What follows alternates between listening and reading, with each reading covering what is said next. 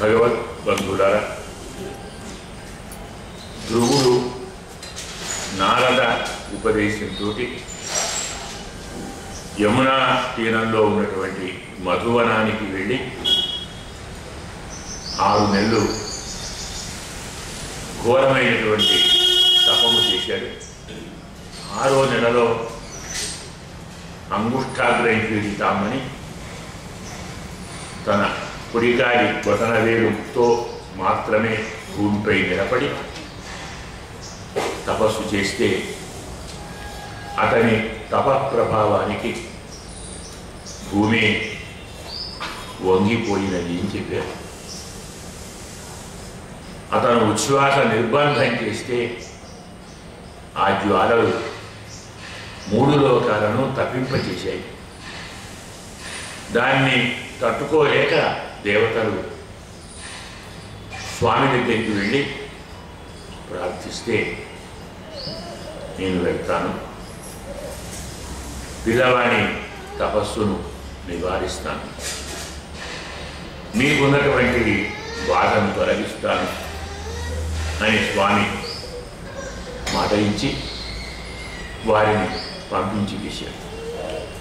తరువాత తయేవం ఉత్పన్న భయా ఉరుక్రమే కృతావనామా ప్రయయు త్రిమిష్టపం. ఇలా వారు స్వామి ఆదరాన్ని పొంది స్వామికి నమస్కరించి వారు స్వర్గానికి వెళ్ళిపోయారు. సహస్రశీర్షాపి పరమాత్మ కూడా గరుత్మంతుణ్ణి అధిరోహించి తన భక్తుణ్ణి చూడాలనేటువంటి కోరికతో మధువనానికి స్వామి వేయించేశాడు. ధ్రువుడు కనులు మూసుకొని హృదయంలో పరమాత్మను ధ్యానం చేస్తూ తపంలో ఉన్నాడు. మరి అతను కనులు తెరవాలి కదా, ఎదురుగా తానున్నట్టు చూడాలి.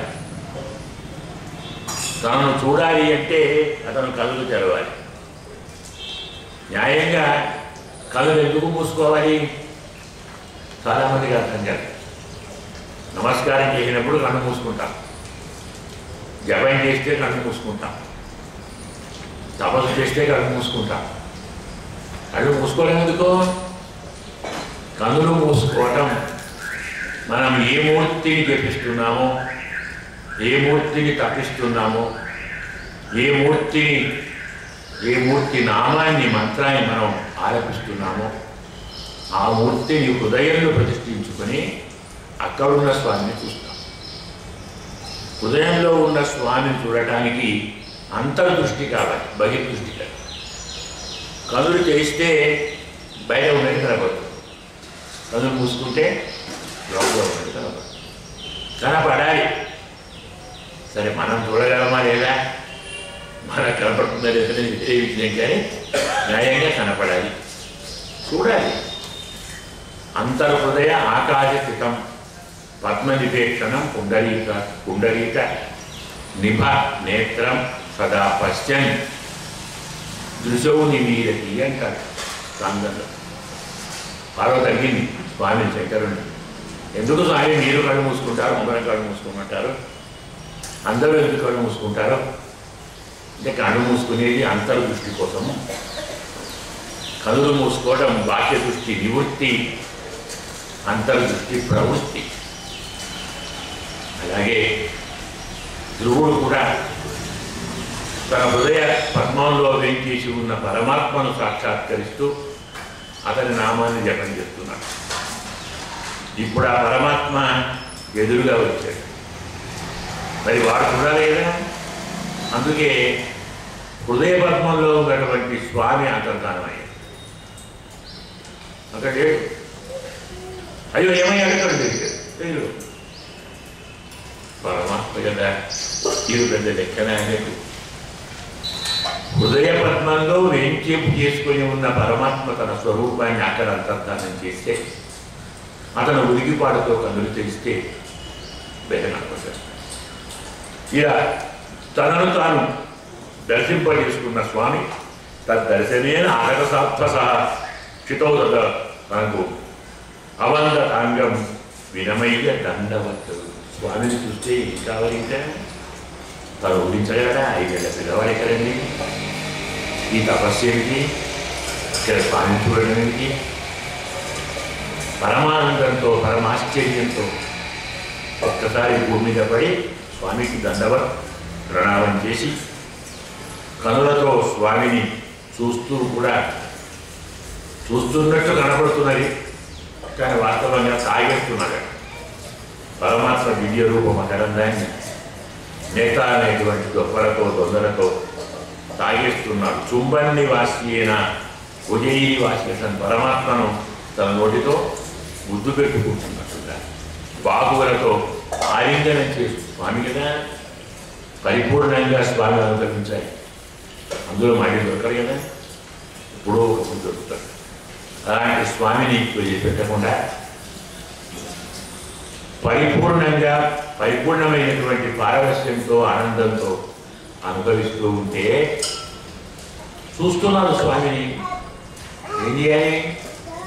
ఏదో చేయాలి, స్తోత్రం చేయాలి కదా.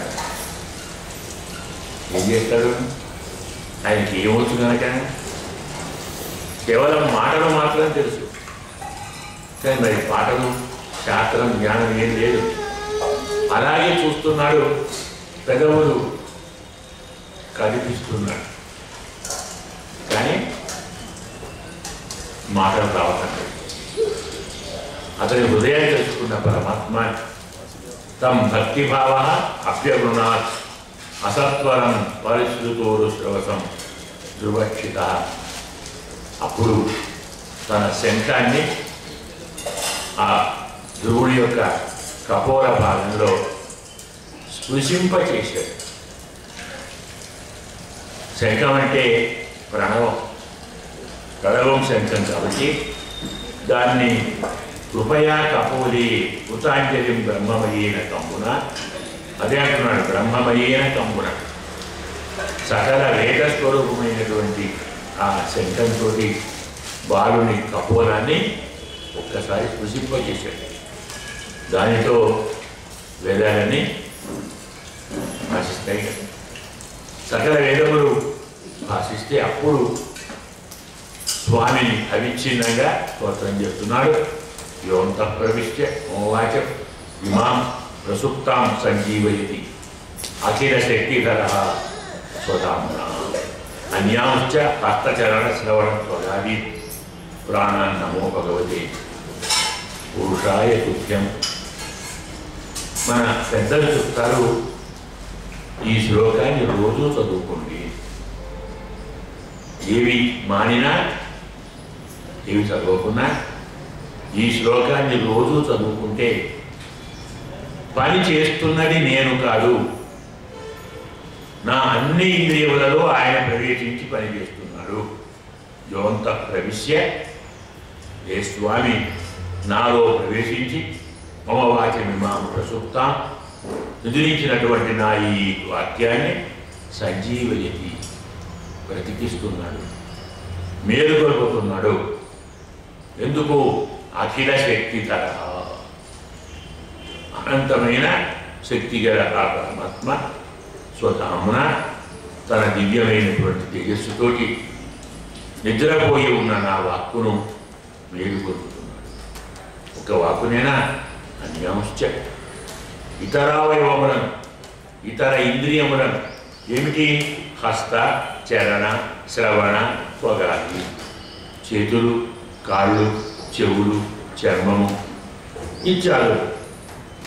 అలాగే ప్రాణములను అన్నిటినీ సంజీవై అన్వయమై నా చేతులు, నా కాళ్ళు, అలాగే నా చెవులు, నా చర్మము, నా సకల ఇంద్రియములు, నా ప్రాణములను ఎవరు బతికిస్తున్నారో తస్మై నమో భగవతే పురుషాయ తుభ్యం.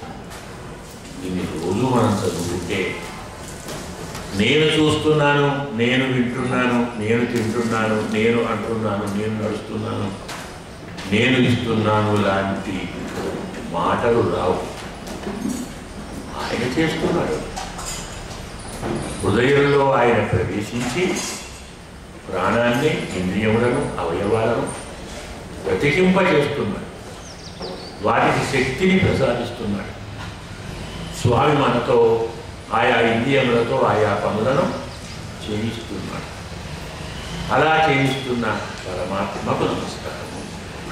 చాలు కదా, ఇక వేరే స్తోత్రంతో పనిలేదు. జాగ్రత్తగా దీన్ని ధ్యానం చేస్తూ, అంటే ఆ దృశ్యాన్ని మన మనస్సులో సాక్షాత్కరింపజేసుకొని, పరమాత్మ కదా, అంతర్యామి ఆయన కదా, ప్రతి ఇంద్రియంలో ఏదో రూపంలో ఉన్నవాడు ఆయన కదా, ప్రతి ఇంద్రియానికి ప్రేరణ ఇచ్చి పని చేయిస్తున్నవాడు ఆయన కదా. ఎప్పుడైతే మనలో ఈ భావన బాగా బాగా ఉంటుందో అహంకారం తగ్గుతుంది. ప్రతిరోజే కాదు, శ్లోకం పెద్ద కనుక ఏం కాదు, ఒక 10 సార్లు చదివితే నోటికి వచ్చేస్తుంది, లేదు 10 రోజులు చదివితే నోటికి వస్తుంది. మీరంతరం చదువుకోండి. ఎలాగైతే ఊపిరి తీసుకుంటామో అలా ఖాళీ కూర్చుంటే యోగంత ప్రణవైద్యం శ్వాసం జీవితాన్ని చెప్పండి. అని సహచరణ శ్రవణత్వం కానీ ప్రాణాన్నమో భగవతి పురుషాలకి ఉద్దేశించుకుంటాం. భావం మనసులో పెట్టుకుంటే శ్లోకం వచ్చేస్తుంది. ఆ శ్లోకం వచ్చేస్తే అనుసంధానం చేస్తూ ఉంటుంది. అలా అనుసంధానం చేస్తూ పోతూ ఉంటే అహంకారం అనేది తగ్గుతుంది. నేను కర్తను కాదు, ఆ స్వామే కర్త, ఆ స్వామే కారయిత అనేటువంటి భావం కలుగుతుంది. నైనా నీవు ఒక్కడవే నీ ఆత్మశక్తితో, మాయతో త్రిగుణాత్మకమైనటువంటి ఈ ప్రకృతిని, దానితో ప్రపంచాన్ని సృష్టించి అందులో నీవు ప్రవేశించి ఆ గుణాలను నీవే అనిపించి ఒక్కడవే పలు రూపాలుగా, పలు గుణాలుగా, పలు ధర్మాలుగా భావింపచేస్తున్నావు. ఎలాగైతే ఒకే అగ్ని అనేకమైనటువంటి దారువులలో అనేకములుగా భాషిస్తుందో, ఆ కట్టెలో నిప్పు వేరు, ఈ కట్టెలో నిప్పు వేరు, ఆ కట్టెలో నిప్పు వేరు అనుకుంటాం కదా. వేరా? అంతా నిప్పే, అంతా ఒకటే, అగ్ని ఒక్కటే, కట్టెలను బట్టి వేరు వేరుగా కనపడుతుంది. పరమాత్మ ఒక్కడే, జీవులను బట్టి వేరు వేరుగా వారి వారి ఎందుకు కనపడతారు. నీవిచ్చినటువంటి శక్తితోటే బ్రహ్మ ఈ జగత్తును సృష్టించాడు. ఎవరికి మోక్షం రావాలన్నా నీ పాదమూలాన్నే శరణు పెట్టాలి. అలాంటి నిన్ను ఎవరండి మర్చిపోయేది? ఎలా మర్చిపోతాం? నీవు మాయ కప్పితే తక్కిన వారని అందరి బుద్ధులు కప్పిపుచ్చబడతాయి, అంటే మోహింపజేయబడతాయి. బాగా చెప్పాలంటే దొంగిలించబడతాయి. నీ మాయ మా బుద్ధులను దొంగిలిస్తున్నది. నువ్వేం చేస్తానండి? తప్పు మాయ. మా వీరికి నీవు నీ మాయ పంపకు, మేము పంపుతాం. నిన్నే అర్థం జ్ఞాపకం చేసుకుంటాను. నిమ్మైపోతున్నా నేను, నువ్వు దొంగవు, నీ మాయ ఇంకో దొంగ, ఇద్దరు దొంగలు మా బుద్ధిని దొంగిలిస్తే మేము మాట్లాడతామండి. ఇంకా మేము ఏం చేస్తామండి? మా మీద నీ మాయను కప్పకుంటే నిన్ను ఆరాధిస్తాము. నీవు కల్పతరువు, గుణభోగభోగ్యం ఇచ్చరిత్య పరిచయం నిరయేపి గురుణా. శరీరం,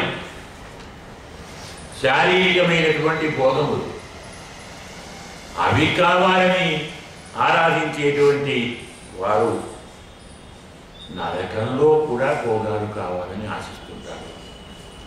దానికి కారణం నీ మాయ. నీ మంచివాళ్ళమే. నీ మాయ తప్పకుంటే మా అంత మంచివాళ్ళు ఎక్కడున్నారండి? ఇలా చేస్తారు ఎందుకయ్యా నీవు? యా నిరుతి తరుపుతాం తవ పారపద్మ ధ్యానాత్ భవజ్జన కళాశ్రవణి వాస్యాత్. నీ పారపద్మాలను ధ్యానిస్తే, నీ కథను వింటే కలిగేటువంటి ఆనందం ఉండే సా బ్రహ్మణి స్వమహిమని చెప్పిన ఆదమాపు. ఈ ఆనందం బ్రహ్మలోను బ్రహ్మాత్మక ప్రపంచంలోను ఇతర దేవత ఆధారములలో ఎక్కడ ఇలాంటి ఆనందం మాకు అవసరం లేదు. అంతకాది దురితాత్మ పతతాం విమాన. కారణం ఏంటంటే నిన్ను తలచకుంటే అంతకుడనే మహానుభావుడు ఒక అడిగంతో మా స్థానాన్ని నరికేస్తాడు. మేము విమానంలో వెళుతూ ఉంటే వారిని నరికేస్తాడు, కింద పడిపోతాం. ఎవరిని? నిన్ను మరిచిన వాళ్ళు. నిన్నే ధ్యానం చేస్తుంటే ఏ అంతకాసులు మా దగ్గరికి రావు. అందుకే స్వామి నిరంతరం నా మనస్సులో మీ భక్తి ప్రవహించాలి. నా అన్ని ప్రసంగాలు నీ యందే ఉండాలి. నా మనసులోని భావనలన్నీ నిన్నే భావిస్తూ ఉండాలి. అయితే అప్పుడు సులభంగా అనంతమైనటువంటి కష్టములున్న ఈ సంసార సాగరాన్ని సులభంగా దాటుతాను. భవత్ గుణ కథామృత పానమత్త. మత్తులో ఉన్నవాడికి కష్టాలు తెలియవు కదా. నిజంగా బాధలో ఉన్న మత్తులో ఉంటే తెలియదు. నీ కథామృత పానంతో బాగా మత్తిన్న నాకు సంసారాన్ని దాటడం అనేది పెద్ద కష్టం కాదు. చాలామంది మానవులు నిన్ను స్మరించరు. ఎందుకు? భార్య, పిల్లలు, మిత్రులు, బంధువులు ఇలాంటి వారి యందు మమకారంతో, ప్రేమతో, వ్యామోహంతో నిన్ను మరచిపోతారు. కానీ అవన్నీ నువ్వే అయితే ఇంకా బాగానే ఉందండి. వారందరూ నిన్ను చూసుకుందాం కాదు కాదు, నీలో వారిని చూసుకుందాం. మాకెవరు కనబడితే వారు నీవే. పిల్లవాడిని పిల్లవాడుగా కాకుండా ఆడుకున్నటువంటి స్వామి, భార్య ఆడుకున్నటువంటి స్వామి, మిత్రుడు, ఇల్లు, బంధువులు ఇలా అందరూ నీవే అనుకుంటే సంసారం అనేది బంధకం కాదు, నివర్తకం. నా కొడుకు, నా భార్య, నా పిల్లలు, నా మిత్రులు, నా బంధువులు అంటే బంధిస్తుంది. కానీ ఈయన నా భగవంతుడు, పరమాత్మ ఈ రూపంలో వచ్చాడు. అబద్ధము కాదు. పరమాత్మ నాలోనూ ఉన్నాడు, నీలోనూ ఉన్నాడు. అక్కడ ఉన్నది పరమాత్మ కదా. అతన్ని కూడా భగవంతునిగా భావించిన నాడు మనకు శత్రుమిత్ర భావం ఉంటుంది. అన్నీ ఆయనే. ఏ భగవంతుని ద్వేషిస్తావు? భార్యని భగవంతుని ద్వేషిస్తావా? పుత్రుడిని ద్వేషిస్తావా? బంధువుని ద్వేషిస్తావా? మిత్రుడిని ద్వేషిస్తావా? శత్రువులే ఉంటారు. అందరూ పరమాత్మనే ఉంటారు. కాబట్టి నీ పాద పద్మాలను ధ్యానించేటువంటి వారు, నీ పాద పద్మ మకరంద సౌగంధ్యాన్ని బాగా కోరేటువంటి భక్తులు తక్కిన వాటి గురించి ఎన్నడూ ఆలోచించరు. పశువులు కావచ్చు, పక్షులు కావచ్చు, పాములు కావచ్చు, మానవులు కావచ్చు, ఇలాంటి వారందరికీ సులభంగా అర్థమయ్యేది నీ స్థూల రూపము. అంటే మాయాలతో ఏర్పడినటువంటి బ్రహ్మాండం ఉంటే ఆ రూపం కనపడుతుంది. జ్ఞానులకు ఈ రూపం కనపడుతుంది. పరమయోగ దృష్టిలకు సూక్ష్మ రూపం కనపడుతుంది. ఇదే నీ రూపమే కదా. నీకంటే వేరే రూపం ఎక్కడ మనకు లేదు. కల్పాంతంలో ప్రళయ కాలంలో ఈ సకల జగత్తును నీ గర్భంలో దాచుకొని హాయిగా పడుకొని ఉంటావు. ఆ ప్రపంచాన్ని చూస్తూ మళ్ళీ వారిని ఎలా ఈ ప్రకృతిలోకి తీసుకొని రావాలి, వారిలో ఎవరెవరు ఏ ఏ కర్మలు చేసినందువల్ల వారు ఆచరించిన కర్మలకు తగిన ఫలితముగా అనుభవించవలసిన దేహాలు ఏమిటి, ఏ జీవాత్మకు ఎలాంటి దేహాన్ని చేకూర్చాలి, ఎలాంటి వాతావరణాన్ని కూర్చాలని లోపలే ఆలోచిస్తూ నీవు యోగ నిద్రలో ఉంటావు. ఆ తరువాత నీ నాభి పద్మంలో నుంచి చతుర్ముఖ బ్రహ్మ ఆవిర్భవిస్తాడు. ఆ స్వామి మొదలు నిన్ను సాక్షాత్కరిస్తాడు కూటస్థ ఆదిపురుష భగవాన్ శ్రీ అధీశ ఆ స్వామి కూటస్థుడు. అంటే వికారాలు లేనివాడు, నిత్యుడు, సత్యస్వరూపుడు. ఈ మహానుభావుణ్ణి మనస్సులో నిలుపుకుంటే అఖండమైన దృష్టిలో స్వామిని నీవు చూసిన నాడు ఇంకా వ్యతిరేక్తమైందేది మనకు కనపడదు. విరుద్ధ బుద్ధులు ఉన్నటువంటి వారు నిరంతరం అవిద్యలో పడిపోతారు. విధమైనటువంటి శక్తులను ఆరాధించేవారు చివరికి మళ్ళీ నీ ఆరాధనలోకే రావాలి. తద్బ్రహ్మ విశ్వభవనం ఏకం అనంతం ఆద్యం ఆనందమాత్రం అవికారం అహం ప్రపంచి. అలాంటి ఆనంద స్వరూపుణ్ణి, ఎలాంటి వికారమైనటువంటి వాణ్ణి, ఆద్యంతము లేని ఆ పరమాత్మను నేను నమస్కరిస్తున్నాను. నీ పాదపద్మాలను సేవిస్తున్న వారికి నీ ఆశీస్సులు ఎలాగో లభిస్తాయి. ఎందుకంటే నీ వంటినే పురుషార్థం. పరమాత్మ పురుషార్థమూర్తి అయినను పరిపాది దీనాన్ వాసుదేవ వత్సక అనుగ్రహ కాతరోస్మాన్. నీవన్నీ తప్పులే చేస్తుంటాం. తప్పులే మా స్వరూపంగా ఉంటాం. మాకేమీ తెలియదు. మేము అన్నీ మర్చిపోతాం. ముఖ్యంగా నిన్ను మర్చిపోతాం. మా పనులు మేము చేసుకుంటాం. కానీ నువ్వు మర్చిపోవు కూడా. నీ మర్చిపోయే ప్రమాదం లేదు. నువ్వు మరిస్తే కష్టం లేదండి. నువ్వు మర్చిపోవు. ఎలాగంటే వాసుదేవ వత్సకం. అప్పుడే ఈయన దూడను ఆవేళ విడిచిపెట్టదు. దూడ తల్లి విడిచిపెట్టిపోతుంది దూరంగా, కానీ తల్లి దూడను విడిచిపెట్టదు. నువ్వంతా వత్సలం. నీవు వాత్సల్యమూర్తివి. నువ్వు మరి విడిచిపెట్టవు. ఇలా స్వామి ప్రార్థన చేస్తే భుజానులక్క దయ ఉన్నటువంటి ఆ మహానుభావుడు వేదాహంతే వ్యవసితం. నాయన నీవు హృదయంలో ఏమనుకుంటున్నావో అది నాకు తెలుసు. తత్ప్రయత్యాన్ని భద్రంతే. నేను నీకది ఇస్తాను. శుభం కలుగుతుంది. న్యాయంగా నీవు కోరినది అంత సులభంగా లభించేది కాదు. ఇదివరకెవ్వరూ ఆ ప్రాంతాన్ని అధిష్ఠించి ఉండలేదు. దాన్నే ధ్రువ మండలము అంటారు. ఆ ప్రాంతాన్ని నీకు పరమ తేజోవంతమైనటువంటి దాన్ని నీకు ప్రసాదిస్తున్నాను. గ్రహములు, నక్షత్రములు, తారలు, ఇంకా వేరే జ్యోతులు, ఇలాంటి వాటి అన్నిటికంటే పైన ఉన్నటువంటి మనము గానుగా ఇరుసు అంటాం చూడండి. ఆ గానుగకు ఇరుసు ఎలా ఉంటుందో ఈ భూమండలానికి, భూచక్రానికి కాదు బ్రహ్మాండ మండలానికి, అనంత విశ్వమండలానికి అది ఇరుసులాగా ఉంటుంది. దాన్ని ధర్ముడు, అగ్ని, కశ్యపుడు, శుక్రుడు, మునులు, అలాగే వనవాసులు అంటే వానప్రస్థులు, ఇలాంటి వారందరూ నిరంతరం ప్రదక్షిణ క్రమంతో చుట్టూ తిరుగుతుంటారు. అక్కడే వీరంతా తిరుగుతుంటారు.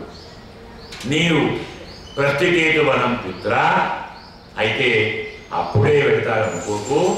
మీ నాన్నగారు అరణ్యానికి పోయిన తర్వాత నీకు భూమినిచ్చిపోతారు. అక్కడ నీవు 36,000 సంవత్సరాలు రాజ్య పరిపాలన చేసి ఆ తరువాత నీవు నా దగ్గరికి రావాలి. ఈలోపు నీ సోదరుడైనటువంటి ఉత్తముడు వేటకు వెళ్ళి దావాగ్నిలో పడి తప్పించుకొని ముందరికి వెళ్ళి గంధర్వులతో, యక్షులతో వధించబడతాడు. పిల్లవాడిని వెతుక్కుంటూ సురిచి ఆమె కూడా వెళుతుంది. ఆమె దావాగ్నికి ఆపుతవుతుంది. నన్ను ఇంతకాలం నీవు హాయిగా ఆరాధించి భక్తితో పెద్దల ఆశీస్సులు పొంది నన్ను నిరంతరం స్మరిస్తూ ఉంటావు. తతోదంతాశిమ స్థానం. ఆ తర్వాత నీవు నేను చెప్పినటువంటి నా స్థానాన్ని చేరుకుంటావు. ఇది సర్వలోక నమస్కృతమైన స్థానం. ఋషుల కంటే, నక్షత్రముల కంటే, ఇలాంటి అన్నిటికంటే చాలా ఉన్నత స్థానంలో ఉన్నటువంటి ఆ ప్రాంతానికి పెడతావు.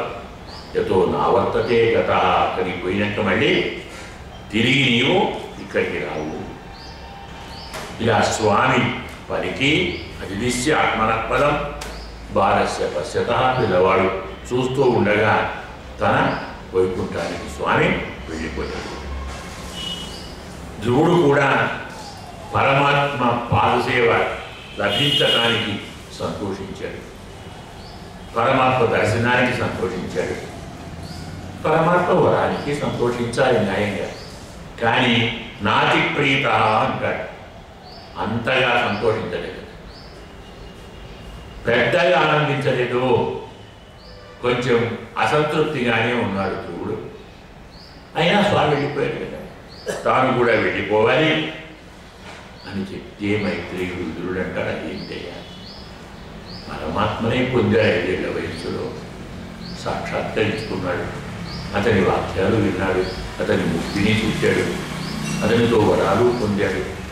ఇన్ని అయిన తర్వాత కూడా ఇంకా అతను ఎందుకు ఎక్కువ సంతోషించలేదు, ఎందుకు తృప్తి పొందలేదు?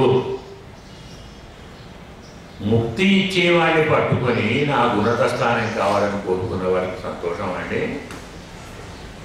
రత్నాలు ఇచ్చేవాడిని తౌడు ఎట్లా ఉంటుంది, తౌడు పెట్టవాలని ఎట్లా ఉంటుంది? తౌడు దొరికింది మీకు, వాడు ఇచ్చినవాడు చూసినవాడు ఎవడు? ఏ బ్రహ్మో, ఏ ఇంద్రుడో, ఏ చంద్రుడో, ఏ కుబేరుడో కాదు కదా, సాక్షాత్తు ముక్తిదా, మోక్షం ఇచ్చే శంకరుడు ఇచ్చాడనుకోండి, జ్ఞానం అడిగాలి. శంకరుడు వస్తే నా అందమైన భార్య ఎట్లా ఉంటుంది? వాడు నవ్వుతాడు, నీరు కూడా నీరు రావన్నారా? ఏదో ఊరొకరు ఎడిసారి చేసుకోరాదు, ఉండరాదు.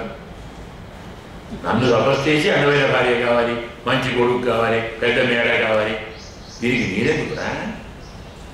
అలాగే పరమాత్మ కనబడితే స్వామి నాకు వద్దయ్యా ఈ లోకము, మోక్షం ఇవ్వయ్యా అడిగాడు కదా, అడిగించలేదు.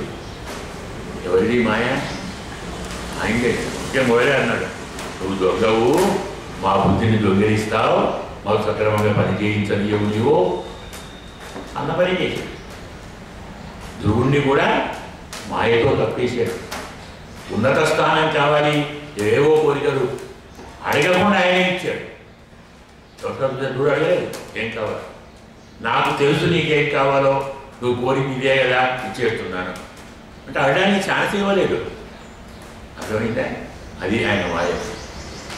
అనుకున్నది ఇచ్చాను కదా, ఏం తక్కువ ఇచ్చాను, నువ్వు అనుకునిదే కదా ఇచ్చేసాను. అసలు నువ్వేమనుకుంటున్నావురా, ఇంకేమైనా కావాలా అన్నాడా అంటే వాడు అడుగునేమో, అననివ్వలేదు, అడగనివ్వలేదు. వాడు మొదలు ఏం కావాలి ఇచ్చాడు. నన్ను ఎంత మోసం చేశాడు స్వామి, ఎంత మాయలో తప్పించాడు. మోక్షాన్ని ఇచ్చే స్వామి ఎదురుగా ఉంటే ఉన్నత స్థానమని, త్రైలోక్య రాజ్యమని, మరేతోని మరేది ఇలాంటి వాటిని నేను అడిగాను. ఛాయాముపేత్య అపగత వృథానుమతి, భిన్న బుద్ధితో నేను ఇలా చేశాను. మమ అనాత్మ్యం మందభాగ్యస్య ప్రశ్న, నా దురదృష్టం ఇలా ఉంది, నా బుద్ధి లేని స్థితి ఇలా ఉంది. భవచ్చిదాపాలమూలం గత్వా యాచే, ఏదంతా వద్దరు. సంసారాన్ని పోగొట్టేవాని పదపద్మాలను పొంది నేను అంతమున్న ధ్రువమండలాన్ని కోరాను. ఇవన్నీ అంతమున్నవి, మనకు అనంతమైన వారి స్థానం కావాలి, అలాంటి ధామ కావాలి. మధ్య విదూషిత దేవై, నా బుద్ధిని దేవతలు చెడగొట్టారు. ఎందుకు?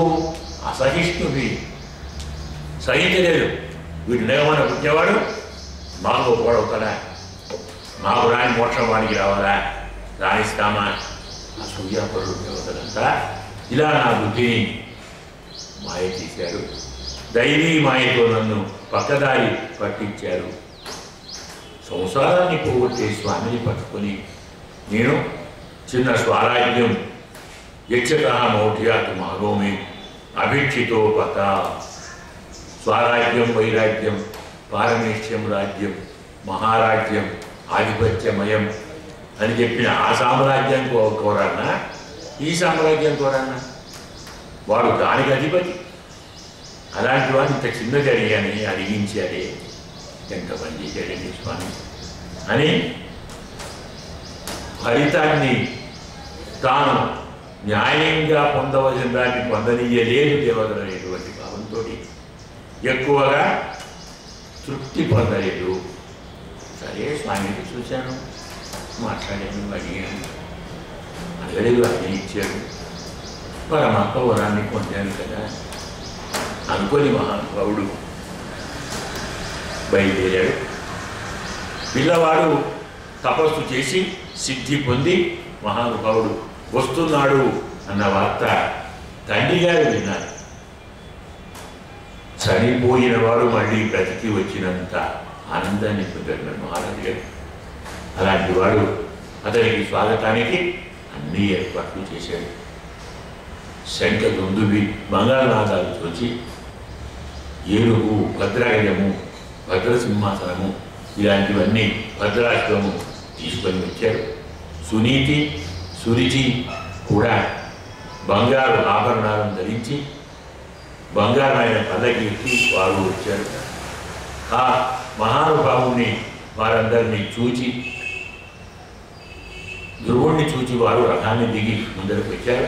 పిల్లవాడిని దగ్గరికి తీసుకొని ఆలింగనం చేసుకొని ఆనంద బాష్పాలను వారు విడిచారు. ఎందుకంటే ఈ ఆనందం లేదు.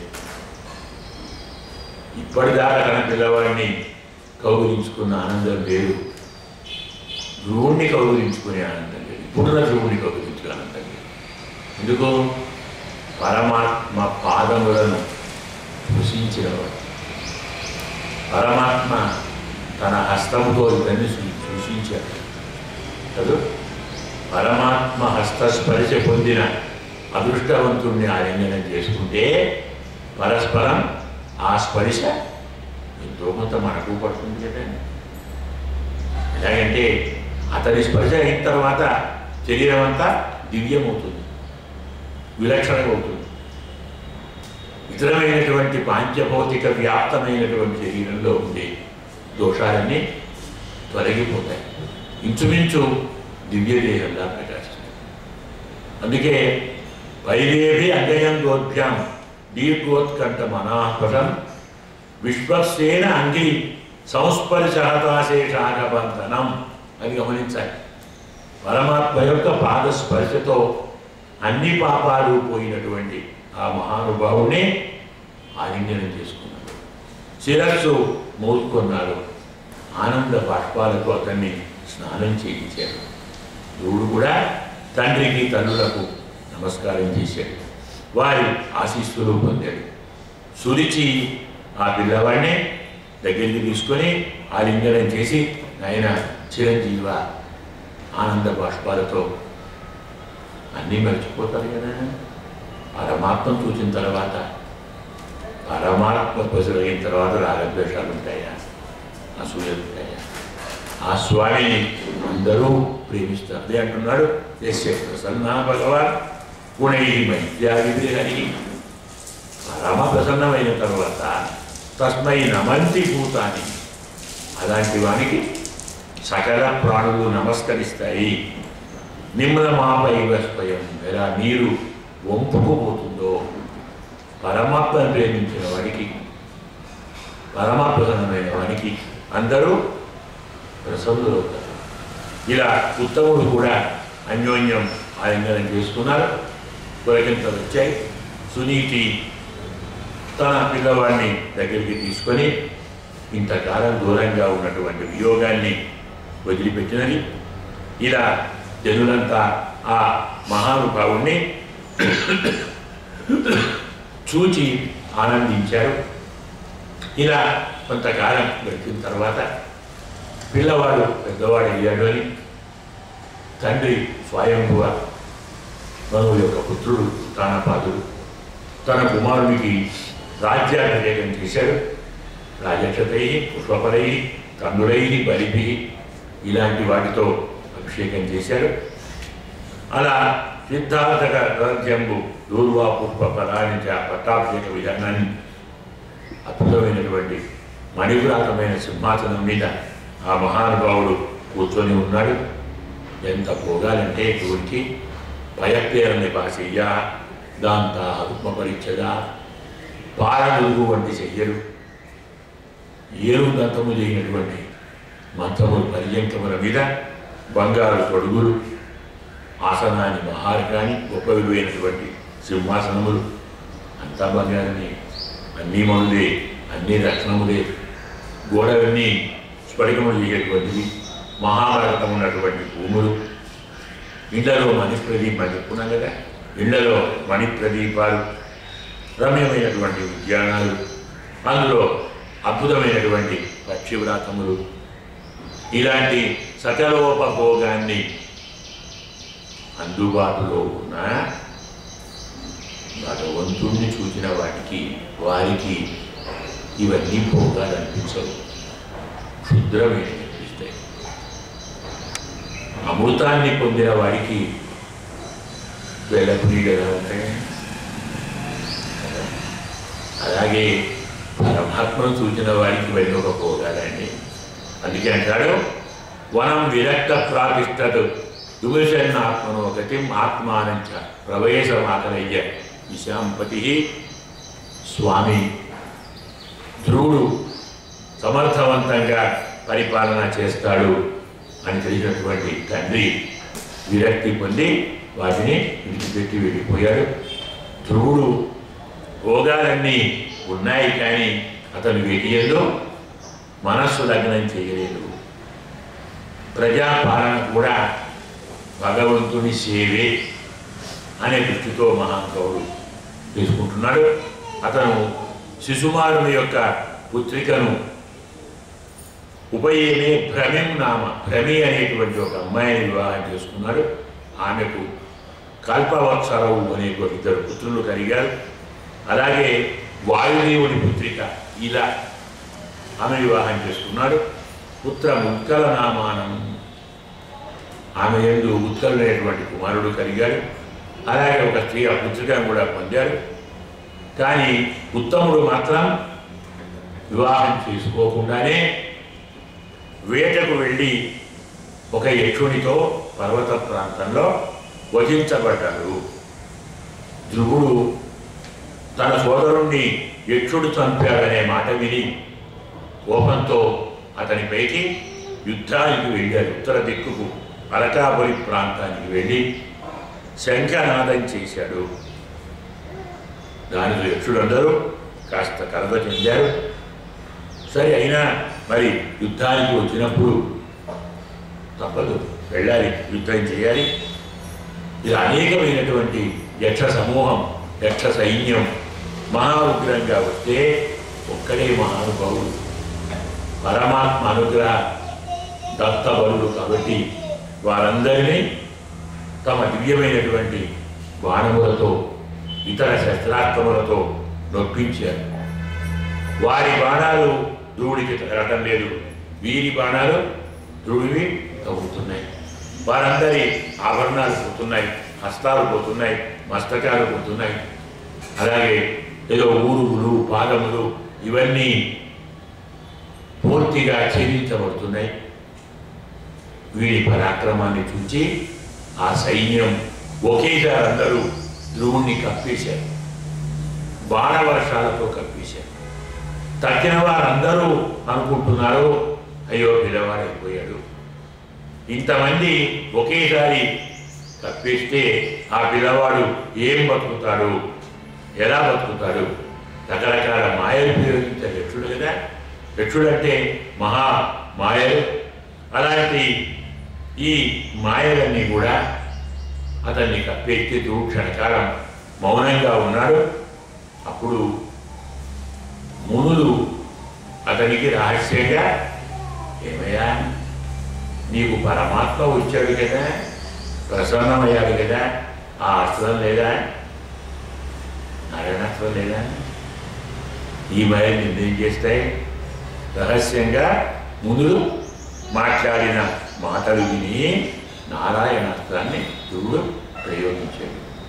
ఎప్పుడైతే నారాయణాస్త్రాన్ని ప్రయోగించాడో ఏదో ఉంటాయి మాయలు, అన్నీ అంతర్ధానం అయిపోయాయి. ఇలా మహానుభావుడు సైన్యాన్ని వధిస్తూ ఉంటే ఎంతో వందల మంది, వేల మంది, లక్షల మంది పోతున్నారు. ఎవడి కోపం తగ్గటం లేదు. ఇది మంచిది కాదు అనుకొని తాతగారు అంటే స్వయంభువ మనువు స్వయంగా వచ్చి అలం వర్ష అతిరోషేణ తమోద్వారేణ పాప్మన, నాయన అజ్ఞానానికి నరకానికి ద్వారం రా కోపం. తప్పు నాయన, కోపం మహాపాపం. పాపాన్ని కల్పించేటువంటి అజ్ఞానపరమైన కోపం చాలు. నీవు ఆ కోపంతో ఇంతమందిని వధించావు. నాస్మత్కులోచితం తాత, ఇది మన వంశానికి తగినది కాదు. ఈ కర్మ అందరూ నిందిస్తారు. వీళ్ళంతా ఉపదేవతలు. ఎట్లంటే ఎవరండి? ఉపదేవ, దేవతలు కాదు, ఉపదేవత. ఇలాంటి వారిని వధించడం తప్పు. అయినా ఎవరో ఒక్కడు తప్పు చేస్తే ఇద్దరిని చంపుతావునా? కావాలంటే వాడిని తప్పు పట్టుకొని వెళ్ళి నన్ను ఏకస్యాపరాధేన ప్రసంగాలు బహవో హతా, ఒకరి తప్పుతో ఇంతమందిని వధించావు. బాగా తమ్ముడంటే నీకు ప్రేమ ఉందేమో, కానీ నాయం మార్గోతి సాధునా, ఇది సజ్జనుల మార్గం కాదు. అందులోనూ ఋషికేశానువర్తిన, పరమాత్మను ధరించే వారికి ఇది సరియైన దారంటారు. ఆత్మను వేరు చేసి, పరమాత్మను వేరు చేసి, ఎదురుగా ఉన్న జీవులను వేరు చేసి నీవు వారిని కొడుతున్నావు అంటే ఎవరిని కొడుతున్నావు? వారిలో ఉన్నదెవరు కదా. అలాంటి స్వామిని నీవు వేరుగా చూస్తున్నావు. పరమాత్మ ఆరాధించావు, ప్రసన్నుని చేసుకున్నావు, వరం పొందావు. అలాంటి నీవు ఇలా ప్రవర్తించడం మంచిది కాదు. పరమాత్మ భక్తులు క్షమతో ఉంటారు, కరుణతో ఉంటారు, మైత్రితో ఉంటారు. అంతేగాని ఇలా ఉంటుంది. అఖిలహేతుడు నీ యందు నా యందు కాదు, సకల ప్రాణుల యందు ప్రేమతోటే ఉండాలి. అలా ఉంటేనే పరమాత్మ ప్రసన్నమవుతాడు. పరమాత్మ ప్రసన్నుడైన తర్వాత ఇంకా ఈ ప్రాకృత గుణాలు ఏమిటిరా నీకు? నీ కోపమేమిటి? నీకు దుఃఖమేమిటి? నీకు అవమానం ఏమిటి? ఇవన్నీ నీకు ఉండేవి కావు. ఈ మాంచభౌతికమైనటువంటి ఈ శరీరంటే ఇంకా నీవు దాని మాయ కూరి కాకు. సృష్టి ప్రేమలన్నీ పరమాత్మే చేస్తున్నాడు. కాలశక్తితో ఆ భగవంతుడే నడిపిస్తున్నాడు. అతనే సృష్టిస్తాడు, అతనే సంహరిస్తాడు. అతనికి స్వపక్షము తన పరపక్షము అనేటువంటిది ఏమీ లేదయ్యా. స్వస్థ వృత్తస్య విరగాత్యసం, కాలాన్ని బట్టి ఆ విషయాన్ని ఇస్తాడు, ఆ విషయాన్ని తీసుకుంటాడు. భోగాలను ఇస్తాడు, భోగాలను తీసుకుంటాడు. రాజ్యాన్ని ఇస్తాడు, అంటే తీసుకుంటాడు. కొందరు కర్మ కారణమని, కొందరు స్వభావం కారణమని, కొందరు కాలం కారణమని, మరికొందరు దైవం కారణమని, మరికొందరు కామం కారణమని భావిస్తారు. ఇవేవీ కారణం కాదు, దైవమే వార్త కారణం. అన్నిటి కారణం కేవలం దైవం మాత్రమే. సృష్టి నుంచి సంహారం వరకు అంతా వాడే. అతనే సృష్టిస్తాడు, అతనే రక్షిస్తాడు, అతనే సంహరిస్తాడు. అతనే మృత్యువు, అతనే అమృతము, అతనే దైవము, అతను సర్వాత్మ. అలాంటి వారిని ఆరాధించి ఇలా ప్రవర్తిస్తావా? మాట వినని గోవులకు ముక్కుతాడు వేస్తారు రైతులు. మనందరం పశువులని చెప్పుకున్నాం, మనందరం పశువులేము కదా. మనకు కర్మ అనే ముక్కుతాడేస్తాడు, దాంతో మనం ఆయన చెప్పినట్టు ఉంటాం. అందువల్ల నీవు 5 ఏళ్ల వయస్సులో ఉండే పినతల్లి మాటలకు మనస్సులో కలత చెంది పరమాత్మ ఆరాధించి ఇంత గొప్ప ఉన్నత స్థానాన్ని పొందావే. అలాంటి నీకు ఈర్ష్య, ద్వేషాలు, కోపము ఇలాంటివన్నీ పనికిరావు. ఆత్మస్వరూపాన్ని తెలుసుకో. నీవు తెలియక కుబేరునికి చాలా చాలా అపచారం చేశావు. అతన్ని క్షమాపణ వేడు. ఎందుకంటే దేవతల కోపం వస్తే నీకు మంచిది కాదు. అందులో కుబేరుడు ఆయన ఒక దిక్పాలకుడు కదా, అతను మహానుభావుడే కాబట్టి అతన్ని ప్రసన్నుని చేసుకో, కోపాన్ని తగ్గించుకో. ఇంత ప్రశాంతంగా తాతగారు మరువుగారు చెబితే తాతగారి ఆజ్ఞను శిరసా వహించయ్యా, తప్పైతే క్షమించండి, అతన్ని ప్రసన్నం చేసుకున్నారు. చెప్పిన మాట విన్నందుకు సంతోషంతో తాతగారు వెళ్ళిపోయారు. ఇప్పుడు వచ్చాడు కుబేరుడు, ఇప్పుడు దాకా రాలేదు. అంత ఘోరం యుద్ధం చేస్తుంటే, అంతమందిని వధిస్తుంటే ఇంటిలో చేస్తున్న కుబేరుడు రాలేదు. పోయేవాడు పోతాడు, మనకి ఎవరి కర్మవాడు. మరి ఇప్పుడు ఎందుకు వచ్చాడు అంటే, ఇంత కోపంలో ఉండి కూడా తాతగారి మాట విన్నాడే గుర్తుపడు. ఎందుకంటే కోపంలో ఉన్న వారికి పెద్ద చిన్న ఏ తారతమ్యం ఉంటుంది, అదొక మహా మూర్ఖత్వం. కానీ ధ్రువుడు కోపంలో ఉండి కూడా ఆ మాట విన్నాడు కాబట్టి వచ్చి ఓహో క్షత్రియ దాయాదా, ఓ క్షత్రియ బంధువా, నేను సంతోషించాను నీకు. ఎందుకంటే తాతగారి మాట విన్నావురా, ఇంత కోపంలో కూడా నీవు తాతగారి మాట విని కోపాన్ని వదిలేశావు. నీవు నా వారిని చంపలేదు, నా వాళ్ళు నీ తమ్ముడిని చంపలేదు. కాలమే పుట్టిస్తుంది, కాలమే సంపాదిస్తుంది. అన్నీ ఆద్యంతాలకు మూలం కాలమే. నేను నీవు అనేటువంటి పేదబుద్ధితోటి, ఇలాంటి అజ్ఞానంతో మనం మోసపోతుంటాం. నాయన చాలు చేసిన పని తప్పికచ్చా, ఇక నీవు వెళ్ళవలసింది, నీకు శుభం జరుగుతుంది అని కుబేరుడు సంతోషించి ధ్రువుణ్ణి పంపితే రాజరాజేన వరాయ చోదిత అడిగాడు కుబేరుడు. కుబేరుడు అడిగాడు, నాయనా సంతోషించాను, వరం కోరుకో. ఏమడిగాని? అయ్యా అప్పుడప్పుడు కోపం వస్తే ఆయన మర్చిపోతున్నాను, ఎప్పుడు ఆయన్ని మర్చిపోకుండా ఉండేవారు.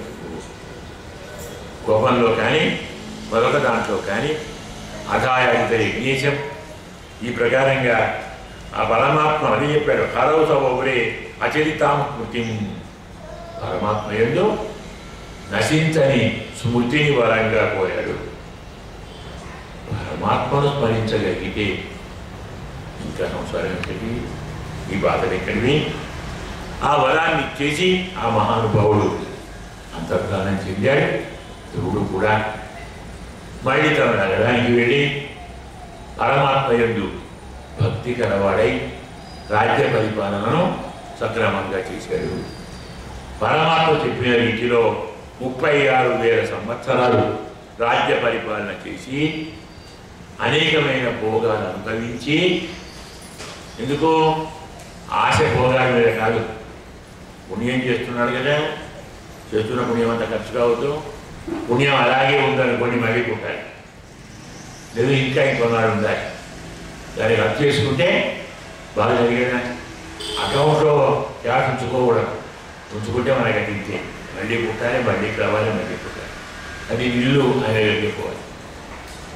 కాబట్టి భోగాలని ఇక్కడే ఖర్చు పెట్టుకోవాలి అనేటువంటి ఉద్దేశంతో మహానుభావుడు అనంతమైన భోగాలు అనుభవించి పుణ్యాన్ని వ్యయం చేసుకొని మహానుభావుడు పరిపాలన చేశాడు. తమేవం శీల సంపన్నం బ్రహ్మణ్యం దీనవత్సరం గోప్తారం తమసేతున్నాం మేనే పితరం ప్రజా. నేను ధర్మబద్ధంగా రాజ్యాన్ని పరిపాలిస్తున్నాడంటే ప్రజలందరూ అతన్ని తండ్రి అనుకున్నాడు. తమ తండ్రి అనుకున్నంత ప్రేమతో వారు చూశారు. ఇలా పరిపాలన పూర్తయిపోయింది. ఇంకా ఈ ప్రపంచం ఇంకా ఎన్నాళ్ళు ఉండాలి, ఎందుకు ఉండాలి? పని కాస్త పూర్తవుతుంది కాబట్టి ఇక నేను వెళ్ళాలి కదా, పరమాత్మను చేరాలి కదా అని ఆలోచిస్తూ ఉండగానే స్వామి దివ్యమైనటువంటి విమానాన్ని ఇతనికి పంపాడు. ఆ విమానం దివ్యమైనటువంటి భాస్కర రశ్మి దీప్తం అన్ని దిక్కులను ప్రకాశింపజేస్తుంది. అక్కడ ఉన్నటువంటి పరమాత్మ యొక్క పార్షదులు సేవకులను చూచి వారి ఆజ్ఞను పొంది అలాంటి వారికి నమస్కరిస్తే గోగో రాజంతు భద్రంతే వాక్యంలో అవహితంతుడు మహానుభావ నీకు మేలు కలుగుతుంది, మా మాట నీవు విను. నీవు 5 ఏళ్ల వయసులోనే స్వామిని ఆరాధించి కృతజ్ఞుని చేసుకున్నావు, అతని అనుగ్రహాన్ని పొందావు. ఇతరులెవరు తెరవలేని విష్ణు పదాన్ని నీవు పొందావు కాబట్టి అక్కడికి చేరటానికి విమానం వచ్చినది. అయినా నీవు బయలుదేరి